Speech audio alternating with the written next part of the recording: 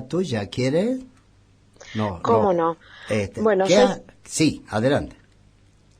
Soy profesora de la Universidad de La Plata, soy profesora de inglés y doy una materia en el profesorado de inglés, pero mis títulos de posgrado son en realidad en relación con el uso de tecnologías en educación. Tengo una maestría en entornos virtuales de aprendizaje y es a eso lo que más me he dedicado, sobre todo, digamos, en la segunda parte de mi carrera. Actualmente soy la responsable del área de educación a distancia de la Escuela de Lenguas de la universidad y además de la Universidad de La Plata, ¿no es cierto? Y además creé hace unos años un proyecto de extensión que se llama Docentes en Línea, que es una comunidad virtual de práctica que se dedica, en nuestro caso concreto, al aprendizaje del uso de tecnologías en educación. Así que, me parece tan bello esto que estamos hablando, porque tal vez la pandemia nos puso en una situación de tener que analizar todo esto que le llamamos educación a distancia y nos puso en la tarea de reflexionar profundamente en el sentido de cómo la estamos utilizando, cómo debiéramos utilizar, cómo debiera ser el proceso de enseñanza-aprendizaje a través del uso de estas tecnologías, Silvia. Sí, bueno, hay muchas cosas para ver ahí. Lo primero es que como nosotros somos una comunidad de práctica, sí, Docentes en Línea sería un ejemplo de cómo se puede aprender mediante el uso de tecnologías. Somos una comunidad virtual de práctica y eso quiere decir que no tenemos un lugar físico en el que nos reunimos nunca, sino que nos encontramos en espacios virtuales. Las comunidades de práctica se dedican son organizaciones, digamos, de pares, de personas con el mismo interés, colegas muchas veces, que necesitan aprender sobre un tema o tienen interés sobre un tema y aprenden cada uno de todos los demás. O sea, todo el mundo enseña y aprende y se intercambian conocimientos y también se crean conocimientos muchas veces. Entonces, eso es lo que hacemos. Docentes en Línea reúne sobre todo a docentes de todas las disciplinas y todos los niveles de la educación y también estudiantes de carreras docentes. Y lo que hacemos es eso, nos comunicamos por una variedad de sitios porque somos mucha gente. Esto es un proyecto que empezó en 2013 con un grupito de 5 personas y resulta que hemos llegado a montones de países. Tenemos un promedio de aproximadamente 10.000 visitas mensuales en una variedad de sitios. Tenemos un sitio web de la universidad, un blog en el que publicamos todos los meses y redes sociales en las que anunciamos nuestras publicaciones y ahí sobre todo la gente debate sobre los temas que se publican, que siempre tienen que ver con algún aspecto del uso de tecnología en educación. Entonces la gente en esos espacios hace cosas tales como decir, sobre este tema que ustedes acaban de publicar, yo también escribí algo, aquí les mando el enlace a mi artículo para que lo lean. O justamente yo estaba averiguando sobre esto, necesitaría saber tal cosa, ¿quién sabe? ¿Quién me puede ayudar a usar esto de tal manera? Y bueno, ese es el tipo de intercambio propio de una comunidad virtual de práctica. Así que esa es una manera en la cual la tecnología ayuda al aprendizaje. Sí, ahora, por supuesto, está también toda la dimensión de cómo ayuda a dar clase en la educación formal y en los distintos niveles, ¿no es cierto? Sí, te entiendo perfectamente, Silvia. Ahora dime, los docentes que pudiera estar interesado en incorporarse a esta organización que es comunidad en línea, ¿cómo pueden hacer para conectarse contigo o para incorporarse a ella?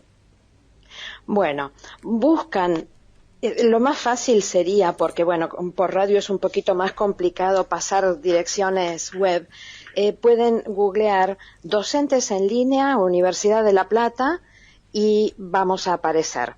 tenemos un sitio web en el que todo se explica, digamos, lo básico de nuestro funcionamiento, donde se anuncia, por ejemplo, cada vez que publicamos algo nuevo, y después tenemos un blog que se llama Didáctica y TIC, que también es de la Universidad de La Plata, y ahí todos los meses publicamos sobre algún tema nuevo, o ya tratado antes relacionado con la educación virtual.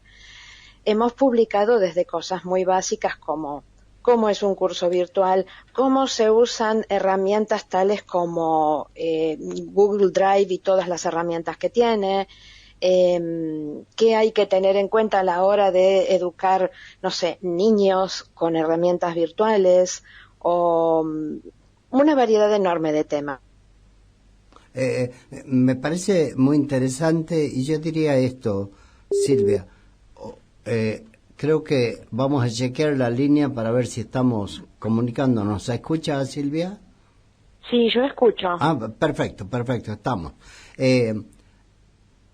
¿Qué impacto puede llegar a tener el manejo correcto y se me ocurre pensar el manejo incorrecto de esto? ¿De estas tecnologías? De estas tecnologías, sí. Bueno, eso tiene bastante que ver con lo que pasó en la pandemia, digamos, en la que todo el mundo se vio en la necesidad de emplear herramientas virtuales sabiendo a lo mejor bastante poco sobre qué hacer con ellas en educación, pero bueno, no quedaba más remedio. El impacto que yo creo que ha tenido la pandemia, ayer lo hablamos en un evento que tuvimos de docentes en línea, es que nos obligó a usar estas herramientas y a descubrir usos y funcionalidades y beneficios que muchas veces ya estaban descubiertos, pero bueno, la persona que empezó a usarlos no lo sabía porque no había tenido oportunidad de aprenderlo.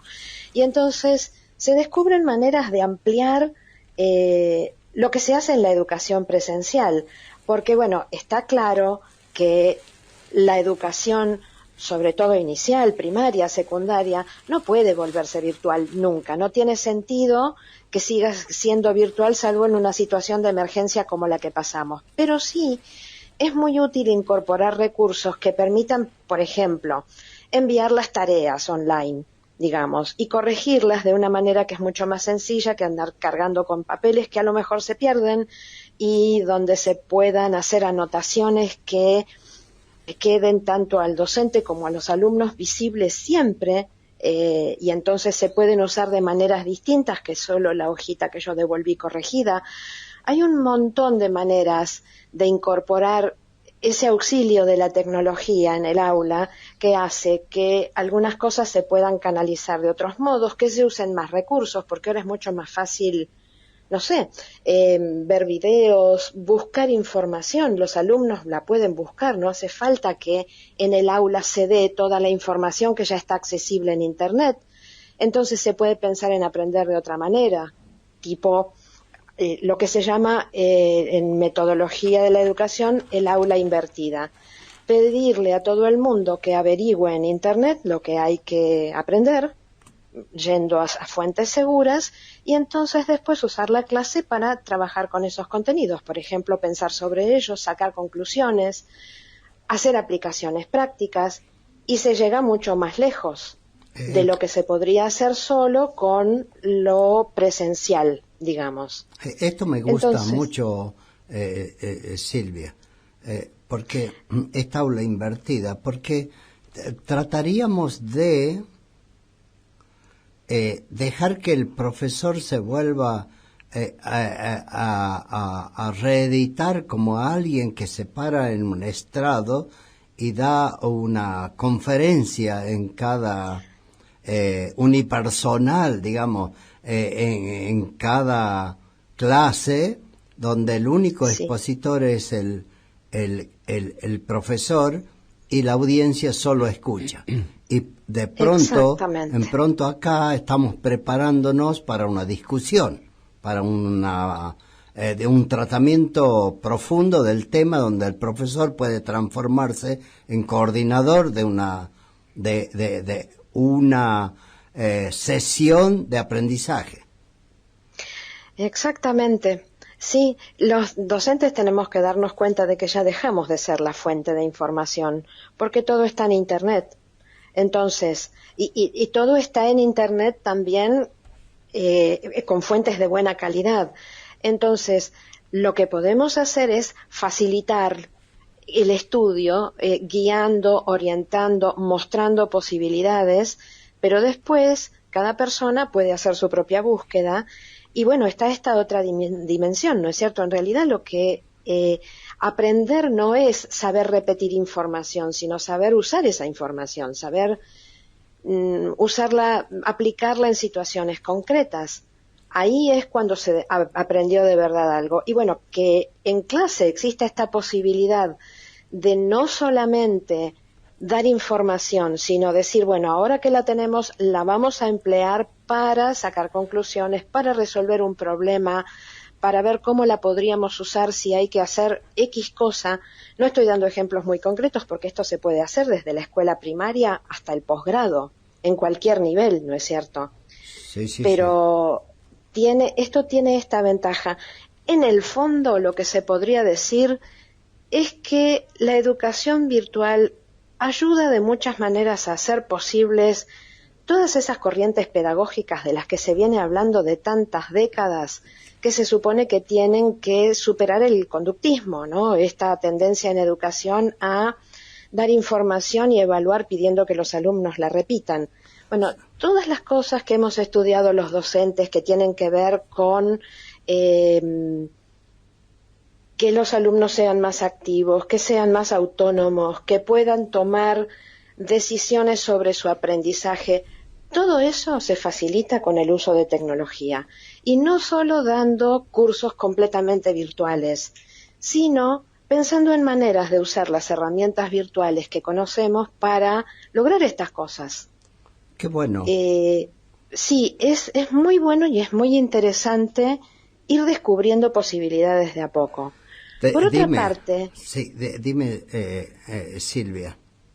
Ya te dejo terminar. Adelante, porque querías terminar este razonamiento. Sí, perdón. Es que francamente es un tema que me apasiona, así que si me dejan hablar... Te voy a dejar hablar. El programa va a tener que terminar más tarde hoy. Bueno, ya vamos, sí. Vamos en ese sentido, te aviso. Así que adelante. Bueno, no, lo que quería decir es lo siguiente. Yo estaba hablando, partiendo de la base, de las cosas que puede descubrir alguien que hasta el momento no haya utilizado tanta tecnología. Pero ya existe toda una metodología de la enseñanza mediada por tecnologías y entonces también es muy interesante aprender sobre ella. Lo ideal sería que todos los docentes se formen, tomen cursos o hagan, bueno, existe una variedad de carreras de posgrado para formarse en este sentido, porque se puede llegar a descubrir una cierta cantidad de cosas personalmente, pero si ya están descubiertas, es mucho mejor aprender sobre ellas y saber todo lo lejos que llegaron muchas personas que empezaron a buscar maneras de aprender con tecnología cuando lo hizo posible la Internet 2.0, o sea, hace no menos de 20 años. Así que hay todo un mundo por descubrir que es apasionante, que no es tan difícil como puede parecer, porque hay gente a la que le preocupa tener que aprender sobre tecnologías, porque, no sé, existe esa idea también un poco de que hay que, no sé, ser ingeniero en sistemas para poder hacer esto, sí. O conocer, ¿no es cierto?, que hay que saber programar, que hay que saber un montón de cosas que no es necesario saber. Esto es... Adelante. Sí, quiero dejarte terminar tu reflexión porque es muy interesante.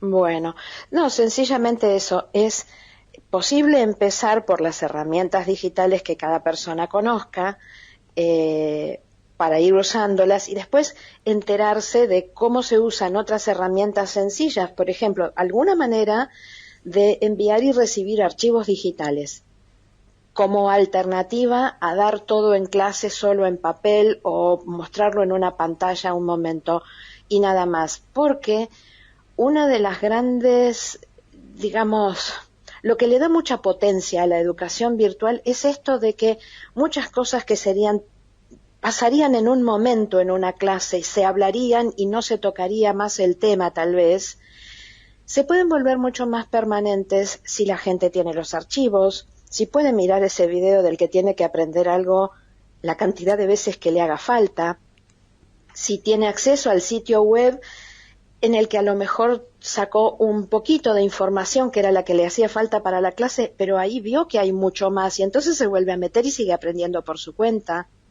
Todas esas herramientas, o sea, el medio virtual, la virtualidad, hace que la información, los materiales que se consigan a través de ella rindan de una manera muy superior, por la facilidad del acceso permanente, ¿no es cierto? Qué bueno. Entonces, hay que aprender a aprovechar todo eso. Hay muchas cosas hechas y yo estoy segura de que debido a la pandemia a mucha gente le picó el bichito de la tecnología y vamos a seguir desarrollando cosas que todavía no existen por esto, porque hay mucha gente que se incorporó a esta posibilidad de hacer mucho más en sus clases. Silvia, te cuento una experiencia por lo que estás diciendo que me viene a la memoria. Estoy tratando de integrar la experiencia del uso de la tecnología que estuvo a mi alcance y que la viví. Cuando ni soñábamos que podíamos usar en ciencias agrarias, o en mi caso de una asignatura que se denomina zoología agrícola, yo soy ingeniero agrónomo, de pronto la pandemia nos obligó, como tú dices, a tener que recurrir a esta tecnología, a este sistema tecnológico que nos pone al alcance para conectarnos con un estudiante que está a distancia. Muy bien, entonces lo que hicimos es tratar de, con los conocimientos básicos que teníamos, tratarles de dar material a los estudiantes de nuestra asignatura y filmamos pequeños videos y dimos las clases online, ayudado por mucha gente porque no dominábamos esta tecnología. Yo todavía no la domino, no la manejo muy bien, pero ¿qué te quiero decir con esto? Bueno, nos pusimos ahí a tratar de salir o atravesar esa situación pandémica. Muy bien, ¿qué está pasando ahora que ya prácticamente la atravesamos? Que todos los nuevos alumnos tienen ese material disponible. Y claro, te quiero contar que los exámenes finales cambiaron. Y de pronto comenzamos a ver que vienen muy bien preparados. Que vienen y las notas, somos muy exigentes nosotros, y las notas comenzaron a subir, promedio comenzaron a subir, que los aplazos comenzaron a bajar. ¿Y qué es lo que está sucediendo? Que antes tenían un apunte que ellos sacaban de mis clases, o de las clases del personal docente de mi cátedra. Ahora tienen todas las clases en videos, en materiales filmados. Las clases que dábamos online las tienen grabadas y a disposición, de tal manera que ellos ya no tienen que venir con este proceso de consultarnos, sino que tienen el material disponible para estudiar su materia. Y rico. Exactamente. Y entonces, es así. ¿Qué pasó? Perdón. ¿Qué pasó? ¿Qué pasó? Que de pronto toda esta situación, ¿a quién benefició? A ese alumno, a ese estudiante que ahora tiene un pool de materiales mucho más rico que al que te tenía. Antes se perdió pasó el proceso de la clase presencial y no nos escucharon más. Ahora nos están escuchando, como vos decías, a cada rato, a través de los videos. Es eso, y es también descubrir que en realidad la educación virtual no tiene que ser necesariamente dar las clases como eran las clases presenciales, pero en video o por videoconferencia, porque muchas de esas cosas se pueden mandar por escrito o por una serie de medios, ¿no es cierto? A veces hay videos, no sé, en mi materia hemos usado conferencias, presentaciones de, por ejemplo, autores de parte de la bibliografía teórica que explican ellos mismos los temas que tienen que estudiar. Y entonces ahí está, pero si no, también por escrito, porque es otra manera de hacer accesible a la gente la información permanentemente, todo el tiempo que les haga falta. Y así se aprende más rápido. Y además eso le permite a cada persona meterse en los temas también por donde le interesa y no solo la parte del tema que se trata en clase. Yo me encuentro con eso, gente que ha investigado aspectos de lo que tienen que estudiar que nadie les pidió, pero les interesó y lo tenían accesible, entonces lo... Hola, Silvia. Hola, ¿nos escucha? Hola. Sí. Hola. Sí, se perdió un poquito la conexión. Bueno. No, pero ahora estamos de nuevo. Bueno, no sé si hace mi falta querido que amigo, algo. sí, mi querido amigo Luis, que está acá y que se conectó contigo, está deseoso, lo veo desesperado por conectarse contigo. Me está pidiendo hace rato conectarse. Bueno. Luis. Silvia, ¿cómo está? Gracias por el tiempo, ¿no? También por el tiempo que dedicó esta semana a comunicarnos y hablar. Lo mío es una pregunta que pasa por usted. ¿Cómo vio, cómo observó al docente cuando tuvo que enfrentar estas situaciones de ir a lo virtual? ¿Qué aceptación, qué vivió el docente en ese momento, hace 2 años que empezó toda esta situación? ¿Y cómo lo ve ahora frente a esta modo de transmitir el conocimiento virtual?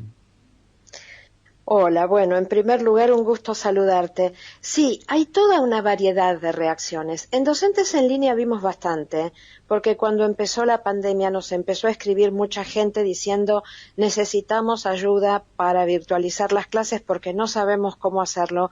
Y en realidad en todo el mundo hubo que hacer esto cuando las clases estaban, o sea, no en las vacaciones para poder empezar las clases ordenadamente, sino cuando las clases ya estaban en proceso. En nuestro hemisferio estaban más o menos empezando y en el hemisferio norte era la mitad del año lectivo.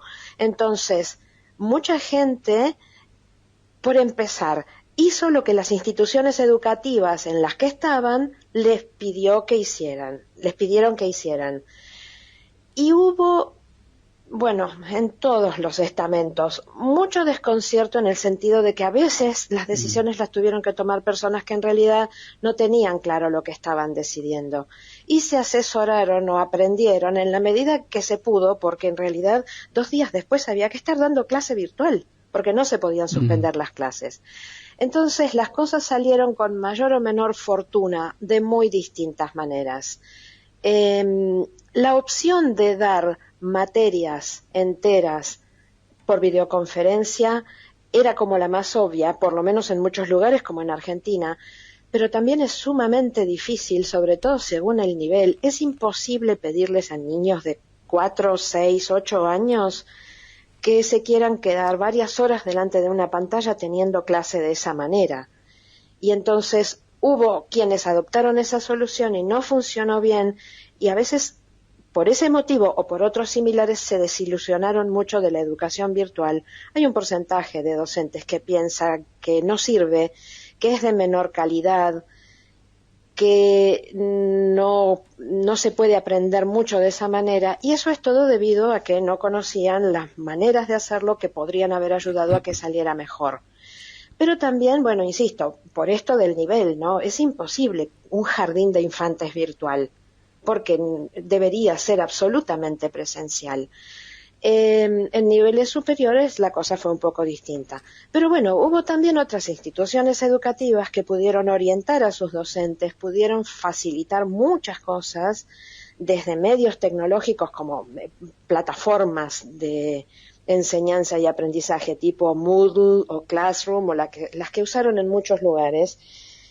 Y cuando la gente tuvo ayuda, sí pudo hacer mucho más. Pero claramente fue una situación agobiante para todo el mundo, porque causó un exceso de trabajo para alumnos, padres de alumnos, docentes, muy grande. Entonces, la salida de esa situación también provocó